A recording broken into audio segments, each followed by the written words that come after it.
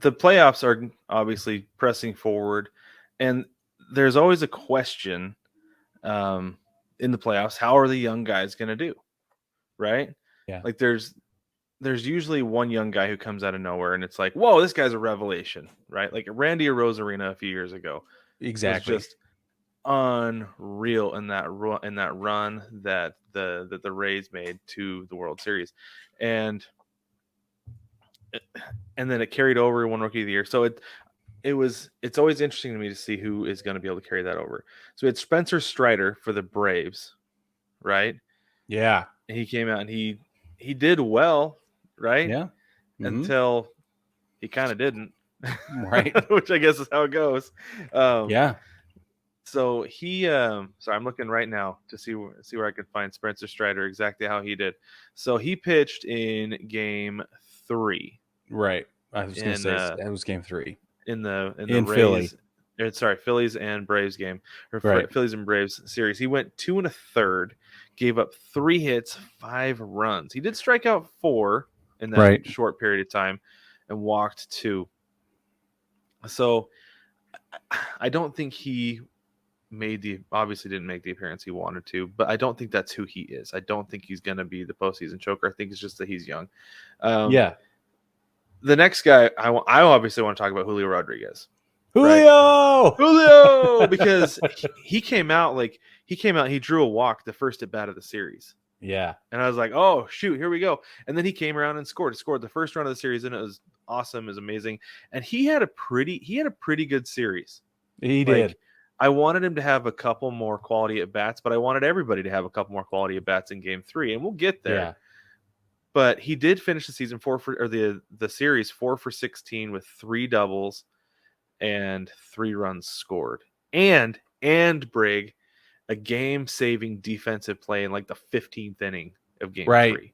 Yeah, covered all that ground and made that sliding catch. That would have been it right there. Gave the Mariners 3 more chances to get up there and score a run that they couldn't capitalize on. Well, and here's the thing about Julio that I loved out of that whole series was he wasn't clutch necessarily at the plate, right? But he was consistent at the plate, right? Yeah. He either got on base or he forced, he forced a walk. He worked the counts deep every time. Mm-hmm. I feel like he really gave Houston a run for their money, and I was just pleased as punch with the whole thing. Like, I really did just love it. Yeah, well, in his first, so he had those 4 hits. His first 3 were all for extra bases. He had 2 doubles and a triple before he even got a single, which was awesome. So I couldn't have asked for anything more out of Julio. Maybe one more hit there at the end, but that was about it. I think Jeremy Pena. Go ahead. No, you go ahead. Jeremy Pena, though, that dude was a problem. He is having an outstanding postseason so far. It's only been 3 games, but. So I have his line right here too, because he also was 4 for 16, but he hit a home run when it mattered. Yeah. He hit the game-winning home run in Game 3. Yep. But he had 3 other huge at-bats, absolutely enormous at-bats. He was down to his last strike in Game 1, battled through, and he's the reason Yordan Alvarez got up in Game 1. 100% accurate. Yep. And then in Game 2, he battled through a couple more at-bats with 2 outs. Got Alvarez up and made the Mariners pay again. Like it's not always about, especially with a guy like Pena, it's not always about hitting a home run, hitting a double, hitting a triple, whatever you need him to do. It's getting through his at bat, battling, and getting to the next guy who is going to cause the damage. And that's what Pena did. He played that role amazingly for the Astros, and I feel like is the reason the Mariners are home right now, and not necessarily Yordan Alvarez, because he went over in Game 3. Yeah, But man, Jeremy Pena, that guy is going to be a problem for a really, really long time. Over 3 games, Jeremy Pena had 17 at-bats, or 17 plate appearances, 16 at-bats. He scored 4 runs on 4 hits. 1 was a double, 1 was a home run. He drove in an RBI, obviously. He worked a walk, and he struck out 4 times. So that's a collective 250 batting average for a rookie in the postseason. Against a top-tier pitching staff. Right, including Luis Castillo. Yes. Right, yeah. So I just think it's awesome, man. His collective WAR this year is 4.8 in his rookie season. That's crazy. It's so crazy. Funny. It's weird to think about that the Astros let Carlos Correa walk because they had an upgrade waiting in the wings. Isn't that nuts? That how do Doesn't you do even that? it doesn't even make sense. It doesn't make sense. Doesn't even make sense.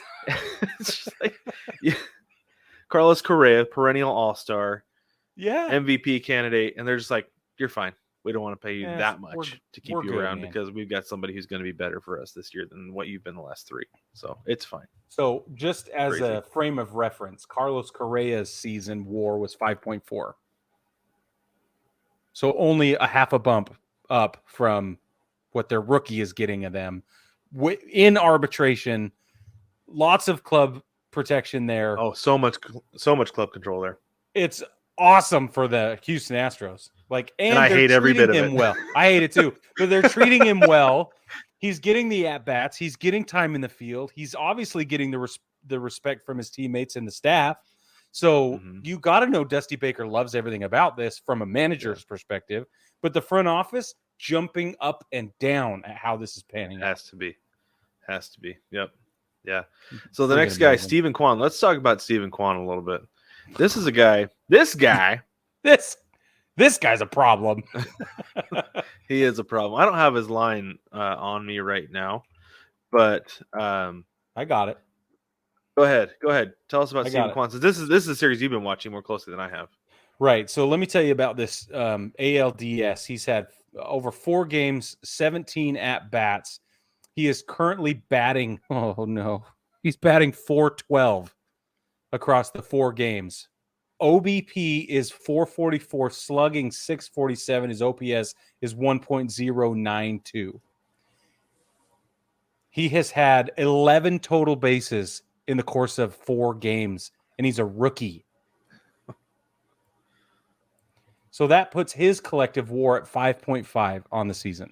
Yeah. So I feel if it wasn't for Adley Rutschman, I feel like Steven Kwan would be your runner-up for the Rookie of the Year this year. Yeah. Like if Julio Rodriguez hadn't gone and set records and had a Mike Trout like rookie season, he probably wouldn't have gotten it, and it would be Steven Kwan who's up there with him. I think he'll finish number 3 because he had quietly had a great season. Totally, not even. And the only reason it was quiet is because he played for Cleveland and Julio was so loud. Yes, so Steven Kwan's just his batting. He's 24 years old, by the way. 24. Jeremy Pena's 26. Is he? I have no idea. For reference sake, he's 26. Steven Kwan's 24 years old. He played 147 games for Cleveland this year, and his collective average, batting average, 298, OBP 373, slugging 400. His OPS is 772 over the season. It's insane. It's a good year, and he's having a good postseason too. Right. So we'll see what happens tomorrow with him and the Guardians and the Yankees.